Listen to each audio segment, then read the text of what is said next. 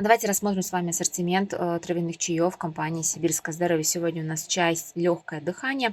В каждом коробочке 30 саше, и каждое саше именно в бумажном, так скажем, обрамлении, да, идет, не грамма пластика, что очень вредно для нашего организма при нагревании. Значит, в составе чая идет липа, цветки и листья, душица, мята, ромашка и кусочки яблока, как кусочек витамина. Чай заваривается именно после заваривания, минут 5-10 минут он настаивается, чтобы именно раскрылся настоящий вкус травяного купажа. И чай можно пить как и охлажденный, как и в горячем виде, да, сразу после заваривания.